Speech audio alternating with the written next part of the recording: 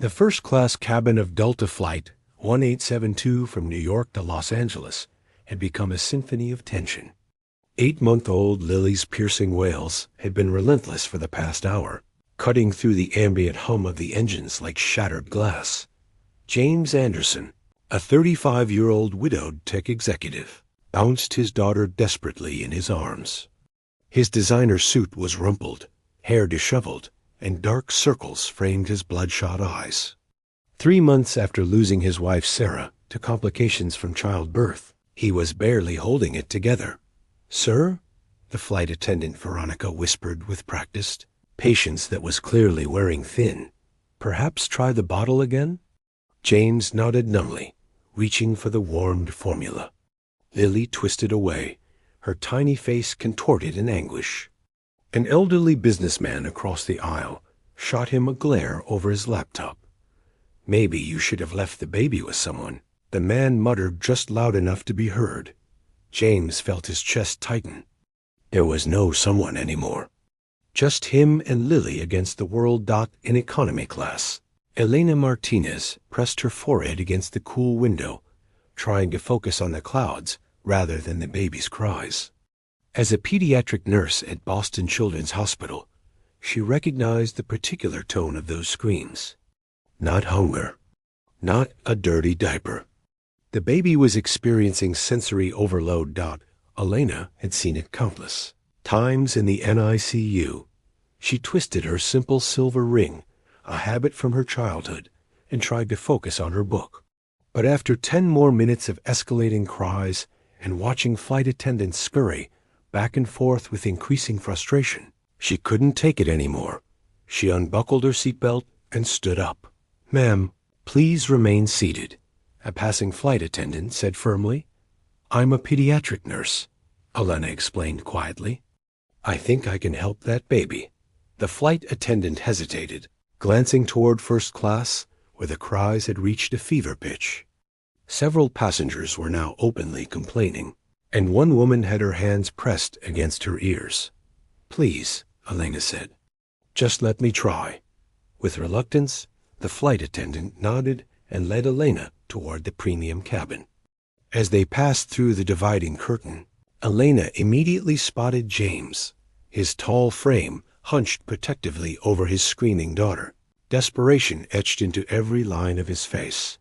Their eyes met across the cabin, and in that moment of connection, something shifted in the air between them. James saw only kindness in the stranger's eyes, while Elena recognized the look of someone drowning in circumstances beyond their control. Neither could have predicted how this chance encounter at 35,000 feet would change their lives forever. "I'm Elena," she said softly, approaching James's seat. "I'm a pediatric nurse. May I help?" James stared at her, suspicion warring with desperation on his exhausted face. Lily's cries had reached a pitch that made nearby passengers wince. "I've tried everything," he whispered hoarsely. "Bottle, diaper, rocking. Nothing works." Elena nodded with understanding. "May I?" she asked, extending her arms. With trembling hands, James surrendered his daughter. The cabin watched with collective breath held as Elena cradled Lily against her chest. She reached into her pocket and pulled out a soft cloth, then gently draped it over the baby's head and upper body, creating a shield from the harsh cabin lights. "Babies this age can get overstimulated," Elena explained quietly. "The lights, the engine noise, the pressure changes. It's too much for their developing nervous system." She began to sway gently, humming a low, rhythmic melody. Her fingers made small, circular motions on Lily's back. Within minutes, the baby's screams softened to whimpers, then to occasional hiccups. James watched in disbelief as his daughter's tiny body gradually relaxed against this stranger's chest. The tension that had been coiling inside him for hours, perhaps months, began to unwind. "How did you—" he began. Elena smiled. "Sensory techniques. I work with preemies and infants with regulatory issues." She continued her gentle swaying motion. "What's her name?" "Lily," James whispered, his voice cracking. She's 8 months old. Veronica, the flight attendant who had been shooting daggers with her eyes earlier, approached with visible relief. That's amazing, she admitted. We were about to consider an emergency landing. The businessman who had complained earlier now watched with grudging respect. Other passengers began to relax, the atmosphere in the cabin shifting from tension to amazement. Elena carefully lowered herself into the empty seat beside James that Veronica had cleared for her. She might be dealing with some ear pain from the pressure changes too, she explained. Is she teething? James nodded. 2 bottom teeth just came in. That doesn't help matters, Elena said sympathetically. The combination of teething pain, ear pressure, and sensory overload can be overwhelming. As Lily's breathing evened out into sleep, James felt tears threatening. I don't know how to thank you, he said. I've been doing this alone since my wife... double quotes, he couldn't finish. Elena's eyes softened with compassion. You don't have to explain, she said gently. In the quiet that followed, with his daughter finally peaceful in Elena's arms, James studied the woman beside him, her gentle confidence, the competent way she held Lily, the kindness in her eyes. For the first time in months, he felt something stir within him, besides grief. Neither noticed Veronica watching them with a small, knowing smile. As the flight continued across the country, Elena carefully transferred the sleeping Lily back into James's arms. Their fingers brushed, and a current of awareness passed between them. She should sleep for a while now, Elena whispered. If she wakes up fussy again, try the cloth technique and keep the lights dim. James nodded, cradling his daughter with newfound confidence. I can't believe I never thought of sensory overload. I've read so many baby books since... double quotes. He paused. Since I became a single parent. Elena settled back in her borrowed first-class seat. Books don't prepare you for everything, especially not for doing it alone. James studied her face. Were you heading to L.A. for work or pleasure? A pediatric conference, actually, Elena replied. I'm presenting research on sensory integration techniques for infants with medical trauma. James looked impressed. That sounds important. It is to me, she said simply. Many babies in the NICU develop sensory issues from all the medical interventions they endure. We're looking for gentler approaches. Veronica approached with 2 glasses of champagne. Compliments of several grateful passengers, she said with a wink. Elena accepted hers with a small laugh. First time I've been thanked with Dom Perignon for doing my job. James's eyebrows rose. You know your champagne. My father was a sommelier before he retired, she explained. I can't afford the fancy stuff on a nurse's salary, but I can certainly recognize it. They toasted quietly, careful not to disturb Lily. The luxury cabin felt intimate in the dimmed lighting. Conversations around them hushed after the earlier drama. What takes you to Los Angeles? Elena asked. James hesitated. A fresh start, actually. I'm opening a West Coast office for my tech company. He glanced down at Lily. And trying to figure out how to be both a CEO and a father without failing at either. Elena nodded. That's a lot to navigate. We've been staying at the Beverly Wilshire while house hunting, James continued, then looked embarrassed. Sorry, that sounded pretentious. Elena smiled. Not at all. It sounds like you're doing your best in a difficult situation. As they talked, passengers around them began to notice the easy rapport developing between the harried father and the kind nurse. An elderly couple exchanged knowing glances. Veronica discreetly arranged for Elena's economy luggage to be moved to first class. You know, James said hesitantly, the conference hotel is probably booked solid by now. The Beverly has plenty of room, and after what you did for Lily, for us... I'd be honored if you'd let me upgrade your accommodations. Elena started to refuse, professional boundaries flickering through her mind, but something in James's eyes, hope mixed with vulnerability, made her. Reconsider. That's very generous, she said, softly. Neither realized they were writing the beginning of a story that would soon include much more than a chance meeting on an airplane.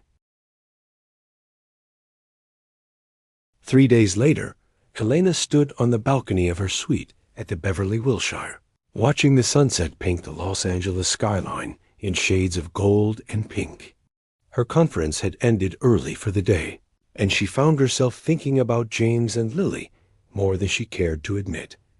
They had exchanged numbers upon landing, and James had insisted on arranging her hotel upgrade. Yesterday, he had sent a text. Lily slept through the night for the first time in months. Your techniques are magical. Dinner tonight? Just as friends. She had accepted, telling herself it was professional courtesy. The dinner had been lovely and intimate table at Spago, Lily contentedly sleeping in a portable bassinet beside them.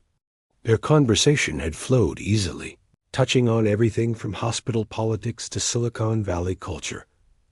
A knock at her door pulled Elena from her thoughts. She opened it to find a hotel staff member holding an elegant envelope. From Mr. Anderson. Ma'am. Inside was a handwritten note. Lily and I would be honored if you'd join us for a picnic in the hotel garden. No pressure, just gratitude. Changed 20 minutes later, Elena found them on a secluded patch of lawn. James had arranged a luxurious spread fine cheeses, fresh fruit, crusty bread, and a bottle of rose chilling in an ice bucket. Lily lay on a plush blanket, happily batting at hanging toys on a portable play gym. This is beautiful, Elena said, sitting down beside them. James smiled. Small thanks for saving our flight, and possibly my sanity. As they talked, Elena noticed a photographer discreetly capturing images from behind a hedge. Following her gaze, James frowned. Paparazzi, he explained grimly. One of the downsides of success. My company went public last year, and apparently a widowed tech CEO makes for interesting gossip. I hadn't realized you were famous, Elena said, suddenly feeling out of place in her simple sundress. James looked uncomfortable. I'm not, really. Just wealthy enough to be a target. He hesitated. I should have warned you. By tomorrow, they'll probably have spun some story about us. Elena felt a chill despite the warm evening. She had built her career on professionalism and integrity. The thought of being tabloid fodder was unsettling. Maybe this wasn't a good idea, she said quietly. Please don't say that, James replied, reaching for her hand before catching himself. Sorry, I shouldn't. It's okay, Elena assured him, though uncertainty flickered in her eyes. Lily chose that moment to fuss, and Elena instinctively reached for her, settling the baby against her shoulder with practiced ease. The simple gesture felt strangely intimate. You're natural with her, James observed softly. Elena met his gaze. James, Before she could continue, his phone buzzed. He glanced at it, and his expression darkened. What is it? Elena asked. My former mother-in-law, he said grimly. She's flying in tomorrow. She's been fighting me for custody of Lily since Sarah died. He looked up at Elena, conflict written across his face. And now she's seen the photos of us together. The perfect evening crumbled around them as reality intruded, reminding them both that fairy tales rarely survive in the real world, especially when grief, wealth, and family complications enter the picture. The next morning, Elena's phone chimed with a text from James. Turn on entertainment tonight. I'm so sorry. With trembling fingers, she found the channel just in time to see a photo of herself holding Lily splashed across the screen. The caption read, Tech billionaire James Anderson's new nanny or something more? The host's voice dripped with innuendo. Sources close to the widower say he met the mystery woman on a flight just days ago. Too soon after tragedy? Or is this Mary Poppins figure exactly what the grieving father needs? Elena sank onto the edge of the bed, mortified. Her conference colleagues would surely see this. her hospital director. Her family. Her phone rang. James. Elena, I can't apologize enough, he said immediately. My PR team is demanding a statement, but I wanted to talk to you first. This is surreal, she whispered. They're calling me a nanny. That's the least offensive interpretation, James said grimly. The tabloids are suggesting far worse, that I've moved on too quickly after Sarah, that it's inappropriate, ...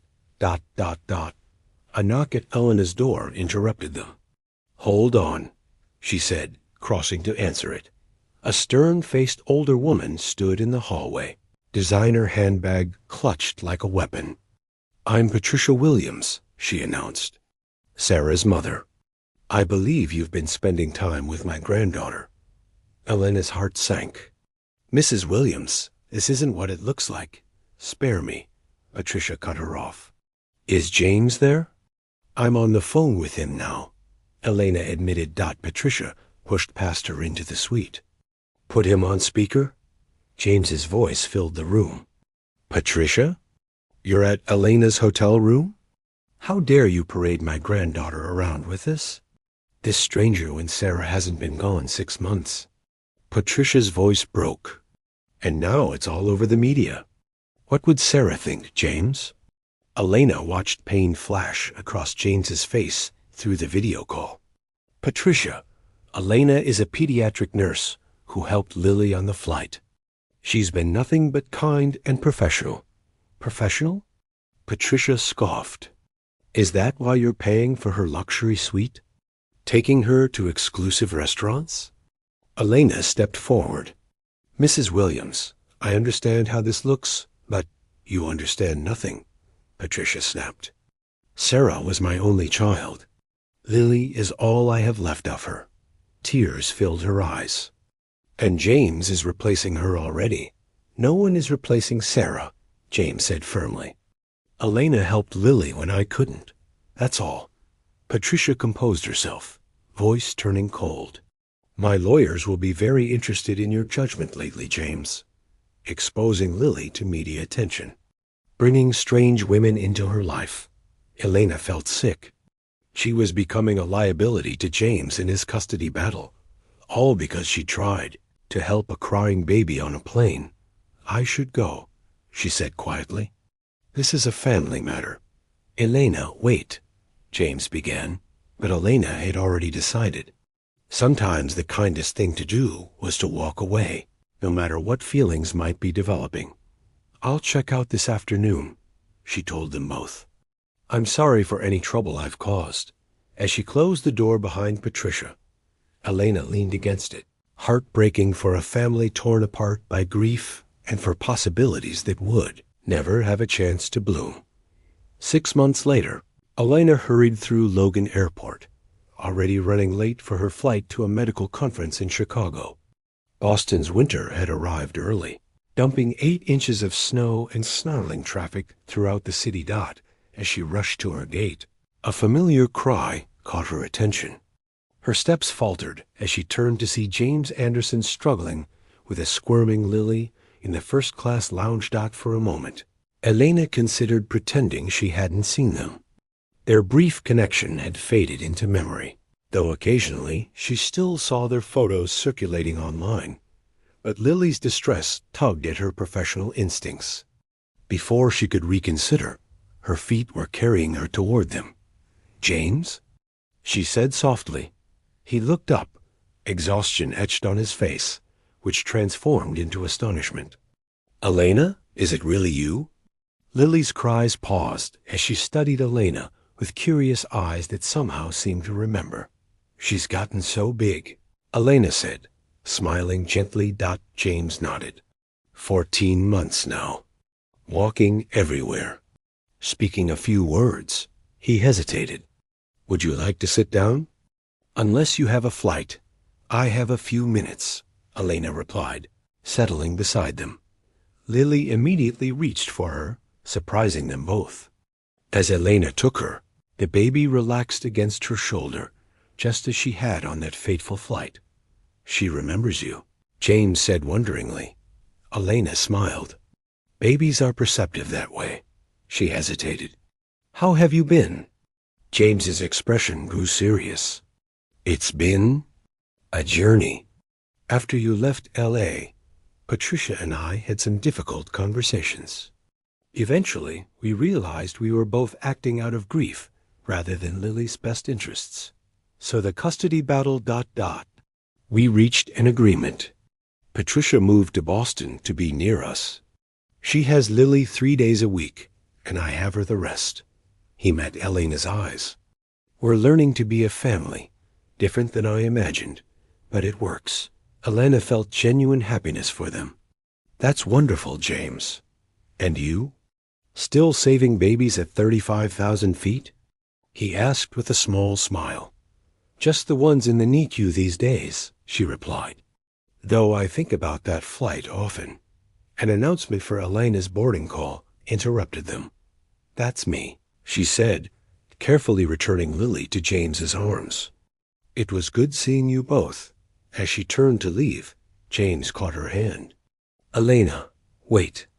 I never got to properly thank you, not just for helping with Lily on the plane, but for showing me that life could feel normal again, even if just for a moment. You don't need to thank me for that, she said softly.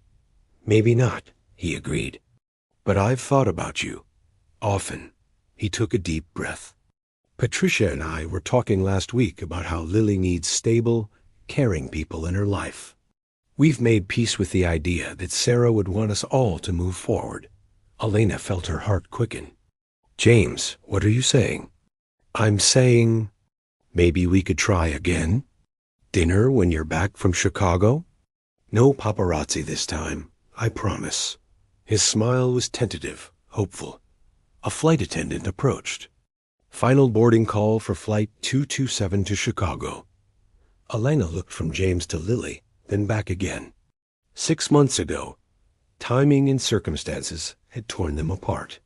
Now, fate had brought them together again. Asterisk,